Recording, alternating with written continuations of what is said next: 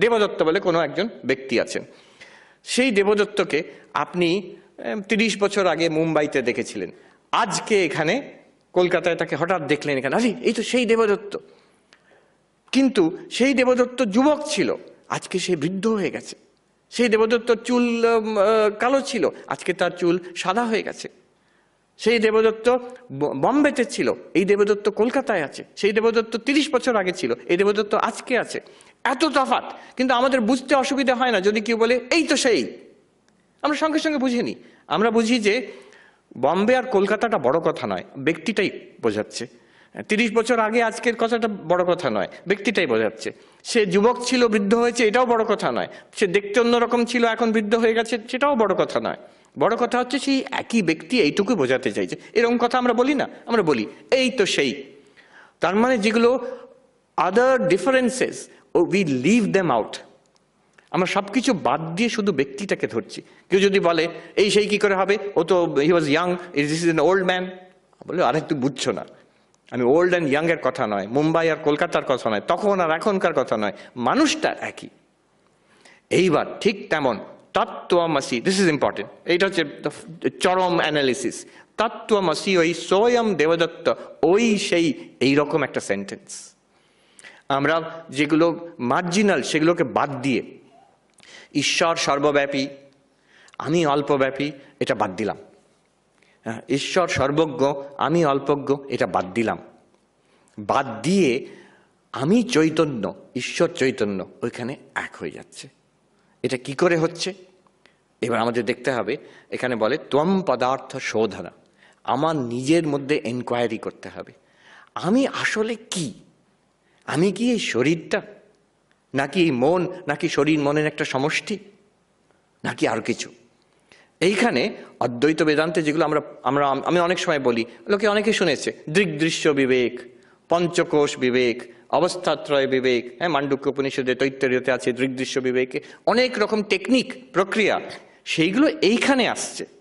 এই যে এত সব বললাম, এগুলো আমি বলি না কিন্তু সাধারণত, এগুলো অদ্বৈত বেদান্তের ব্যাকগ্রাউন্ড। এই টেকনিকগুলো কেন করছি আমরা? যখন আমি নিজেকে ঈশ্বরের সঙ্গে এক করব, কোন জায়গাটায় এক, ওই দেবদত্ত কিভাবে এক, কোন জিনিসগুলো বাদ দিয়ে কোনটার কমন রয়ে গেল, সেইটা আবিষ্কার করার জন্য এই দৃগ্দৃশ্য বিবেক, পঞ্চকোশ বিবেক, অবস্থাত্রয় বিচার। হ্যাঁ, আমি দেখছি এই যে আমি জেগে আছি, এটা আমার জাগ্রত, আমার দুনিয়া। কিছুক্ষণ পরে আমি ঘুমিয়ে পড়ব, এই জাগ্রত দুনিয়া সম্পূর্ণ চলে যাবে, এই শরীরটাও চলে যাবে। আমার অনুভূতিতে একটা স্বপ্নের রাজত্ব এসে হাজির হবে, তার মধ্যে একটা স্বপ্নের শরীরও থাকবে। যে আমি বিছানায় শুয়ে আছি, সেটা কিন্তু স্বপ্নের গল্পের মধ্যে নেই। আমরা সবাই অনুভব করি একটা অন্য কিছু গল্প দেখছি, তখন সেটাও বন্ধ হয়ে যাবে। গভীর নিদ্রায় কিছুই নেই, ব্ল্যাঙ্ক। আবার জেগে উঠবো, এই জাগ্রত জগৎটা ফিরে আসবে, আর আমি এই জাগ্রত পুরুষটা ফিরে আসবো। তার মানে জাগ্রতের যে জাগ্রত যে পুরুষটি, আর তার যে জাগ্রত জগৎ, আর স্বপ্নের যে পুরুষটি, স্বপ্নের জগৎ, আর সুষুপ্তিতে গভীর নিদ্রা অন্ধকার, এই তিনটে আসছে আর যাচ্ছে। কে দেখছে? কার দৃষ্টিতে? আপনার দৃষ্টিতে। আপনি সেই যে দেখছে, এই তিনটে সিনেমা দেখছে, একটা জাগ্রতের সিনেমা, একটা স্বপ্নের সিনেমা, তৃতীয় সুষুপ্তিটা মনে করুন সিনেমাটা অফ করা আছে, ব্ল্যাঙ্ক স্ক্রিন। এই তিনটে যে সিনেমার দ্রষ্টা, যে চৈতন্য, আপনি সেই পঞ্চকোষ। শরীর দিয়ে আরম্ভ করুন, আমি ভাবি আমি শরীর, কিন্তু শরীর তো পরিবর্তনশীল। বাচস্পতি মিশ্র বলছেন, প্রকাণ্ড পণ্ডিত বাচস্পতি মিশ্র, তিনি 1000 বছর আগে বলছেন যে আমি ছোট্ট ছেলে আমার ঠাকুরদার কোলে খেলতাম, আজ আমার নাতি আমার কোলে খেলছে। আমি কিন্তু সেই এক, যে শিশু ছিল এখন সে পিতামহ হয়েছে, গ্র্যান্ডফাদার। তো শরীরটা পাল্টে গেছে, আমি কিন্তু এক। আমি সেটা কোনটা? চৈতন্য। মনটাও পাল্টে যাচ্ছে ক্রমাগত, সারা দিনে কতবার মন পাল্টাচ্ছে। ভালো লাগছে, ভালো লাগছে না, অ্যালার্ট মনে হচ্ছে, ঘুম পাচ্ছে। Mind is changing continuously. এই যে continuously changing mind, continuously changing body, এর পেছনে দ্রষ্টা এক চৈতন্য। অন্নময় কোষ পাল্টে যাচ্ছে, অন্নময় কোষ আমি নই, প্রাণময় কোষ আমি নই, মনোময় কোষ আমি নই, বিজ্ঞানময় কোষ আমি নই, আনন্দময় কোষ আমি নই, পঞ্চকোষের দ্রষ্টা সেই চৈতন্য আমি। অবস্থাত্রয়ের দ্রষ্টা, পঞ্চকোষের দ্রষ্টা আমি চৈতন্য। এই চৈতন্য, এইখানে আমি আর ঈশ্বর এক। বেদান্ত সারের ডেফিনেশনে ওই চৈতন্যর সঙ্গে যদি অজ্ঞান জুড়ে যায় সে জীব হয়, ওই চৈতন্যর সঙ্গে যদি মায়া জুড়ে যায় সেই চৈতন্যকে ঈশ্বর বলা হয়। একই অ্যাক্টর সেই ভিকিরি ড্রেস পরে স্টেজে এসে গেল, গ্রিন রুম থেকে ভিকিরির অ্যাক্টিং করে চলে গেল, গ্রিন রুমে গিয়ে রাজার ড্রেস পরে এসে সম্রাটের অ্যাক্টিং করে চলে গেল। সে কিন্তু জানে, যদি কেউ বলে যে সম্রাট সেই হচ্ছে ভিকিরি, কি সুন্দর অ্যাক্টর ভেবে দেখো, তার মানে কি সম্রাট আর ভিকিরি কি এক? নয়, চরিত্র দুটো এক নয়, কিন্তু পেছনে রিয়ালিটি এক, একজনই দুটো অ্যাক্টিং করেছে। কিন্তু রাজার বেশ আলাদা, তার স্ক্রিপ্ট, তার গল্প, তার ডায়ালগ আলাদা, ভিকিরির ড্রেস আলাদা, তার অ্যাকশন, তার স্ক্রিপ্ট, তার ডায়ালগ আলাদা, ব্যবহারে আলাদা, নামে আলাদা, রূপে আলাদা। নাম রূপ ব্যবহার, একে বলে মায়া। এর পেছনে অ্যাক্টর একজনই। ঠিক এই রকম সর্বভূতে কৃষ্ণ বলছেন অর্জুনকে, অবিভক্তম চ ভূতেষু বিভক্তম ইব চ স্থিতম। সর্বভূতে আমি এক রূপে আছি, আমি এক, কিন্তু মনে হচ্ছে আলাদা সব। কেন? যেহেতু শরীর আলাদা, মন আলাদা। শরীর মনের ভেদের মধ্যে মনে হচ্ছে জীব, আমি লক্ষ লক্ষ কোটি কোটি জীব হয়ে গেছি, কিন্তু আমরা সবাই এক Chaitanya, one consciousness. As bodies we are different, we have a different biography, biodata. As minds, as persons we are different, different biodata, different stories, different narratives. But as consciousness, as awareness, which is shining through these bodies and minds, we are one. একটা বিশাল বড় ঘট, কলসি রাখা আছে, তার মধ্যে একটা প্রদীপ আছে। অন্ধকার ঘরে সেই ঘটের মধ্যে ছোট ছোট ছিদ্র আছে, দেখবেন অনেকগুলো রে বেরোচ্ছে, আলো, সরু সরু রশ্মি বেরোচ্ছে, আলো। কিন্তু সেই সব কিছু অনেকগুলো সেই রশ্মি, তার সোর্স কিন্তু একটা প্রদীপ। One consciousness shining through all of আস।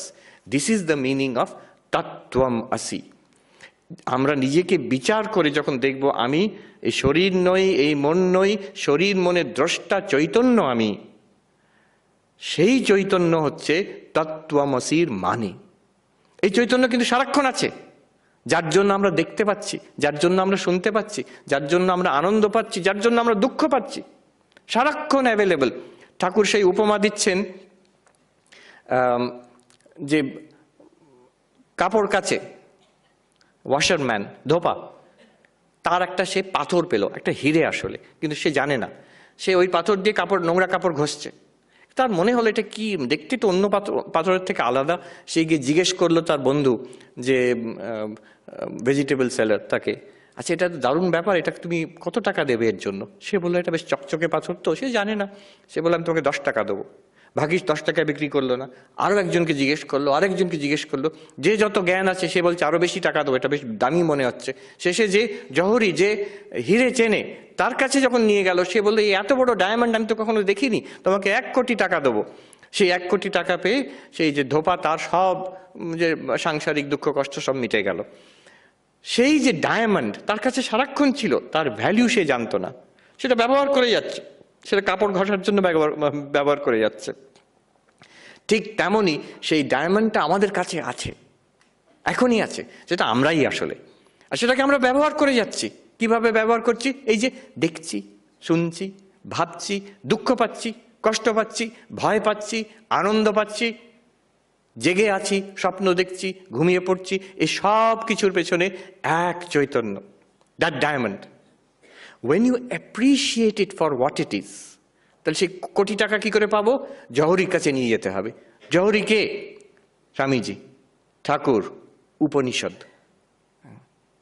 একজন বিখ্যাত দার্শনিক, পৃথিবীর একজন লিডিং এখন, তিনি বললেন আমার যে কোনো প্রশ্ন আমার সামনে এখন আসে, আমি পঞ্চপ্রদীপ দিয়ে তার আরতি করি। কি পঞ্চপ্রদীপ? উপনিষদ একটা, গীতা আরেকটা, আর বলছেন যোগ বাশিষ্ঠ আরেকটা, আর তন্ত্রসার, অভিনবগুপ্তের তন্ত্রসার একটা, আর পঞ্চম হচ্ছে ঠাকুরের কথামৃত। এই 5টে দিয়ে যে কোনো প্রশ্ন আসে, এই 5টিতে কি বলা হয়েছে এই প্রশ্নের বিষয়, আমি সব আনসার পেয়ে যাই তার থেকে।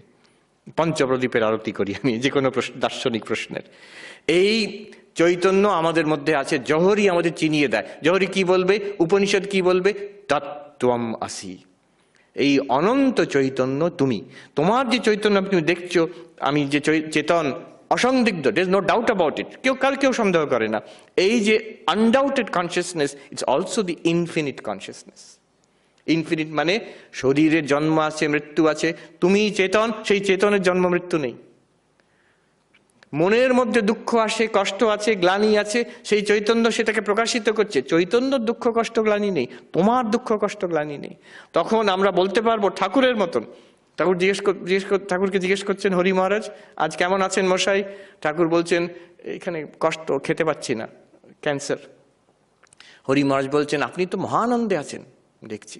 ক্যান্সার পেশেন্টকে, টার্মিনাল ক্যান্সার পেশেন্টকে বলছেন। ঠাকুর বলছেন ও শালা ধরে নিয়েছে। আমরাও তখন বলতে পারবো ও শালা ধরে নিয়েছে। সেই অবস্থা এটা এখনই আমাদের আছে, এটা চিনতে হবে, এটা বিষয়ের ধারণা। ঠাকুর এসব কথা শুনে বলতেন, কথামৃত্যুতে যখন এই অদ্বৈতের কথা হচ্ছে, ঠাকুর শুনে বলতেন যে কথাগুলো তো ভালো, ধারণা হওয়া চাই, এইটা ধারণা করতে হবে। ঠাকুর ওই যে ব্যক্তি জিজ্ঞেস করেছিলেন এক কথায় আমার জ্ঞান হয় বলে দিন, ঠাকুর বললেন ব্রহ্মসত্য জগৎ মিথ্যা, তারপরে বললেন এইটি ধারণা করো। বলছেন ইহা বলিয়া তিনি চুপ করিয়া রহিলেন। উনি তো চুপ করে রইলেন, আমি 1 ঘন্টা ধরে বেজর বেজর করে যাচ্ছি ওই কথাটা বলাতে, জাস্ট ওইটাকে ব্যাখ্যা করার জন্য। This is the meaning of বাক্যার্থ বিচার, অ্যানালিসিস অফ দিস স্টেটমেন্ট। কোন স্টেটমেন্ট? মহাবাক্যের বিচার। This is the heart of অদ্বৈত বেদান্ত। একজন উত্তরাখণ্ডে সাধু বলছেন মহাত্মা জি ये तो अद्वैत का हृदय है, this is the heart of অদ্বৈত বেদান্ত। কোনো ক্লাসিক্যাল বেদান্তের পণ্ডিতকে জিজ্ঞেস করবেন, ওসব কনসিয়াসনেস, অ্যাওয়ারনেস এইসব কিছু নয়, উনি বলবেন বাক্যের বিচার হচ্ছে অদ্বৈত বেদান্ত। তার মানে কি বলতে চাইছেন এইটাই আজকে যেটা আমরা দেখলাম। মহাবাক্য নিয়ে তৎ মানে কি, ত্বম মানে কি, দুটো এক কিভাবে হয়, সমানাধিকরণ্যম বিশেষণ বিশেষ্য ভাব, লক্ষ্য লক্ষণ ভাব দিয়ে দেখতে পাচ্ছি অহম ব্রহ্মাস্মি, আমি সেই অনন্ত চৈতন্য। কখন? এখনই, সর্বক্ষণ চিনতে হবে, চিনে তাতে স্থিত থাকতে হবে শ্রবণ মনন নিদিধ্যাসন দ্বারা। তাতে সর্বদুঃখ চলে যায়। শরীর যেমন চলবে, তার রোগ তাপ শোক থাকবে, মনের শান্তি অনেক বেশি বেড়ে যাবে। তখন এটা বুঝতে পারলে অনেক শান্তি পাওয়া যাবে, একটা huge, you will enjoy a huge freedom. তখনই আমরা সেই প্রেমেশ মহারাজ আজ থেকে বহু বছর আগে সেই ছেলেটিকে, যে এখন স্বামী রমানন্দজি আছেন কাশীতে, তাকে যে কথাটা বলেছিলেন, ওই যে চমকে উঠল ও ছাড়া কোনো শালা ভগবান নেই, এই কথাটা আমরা ঠিক বুঝতে পারবো এবং আমাদের জীবন ধন্য হয়ে যাবে।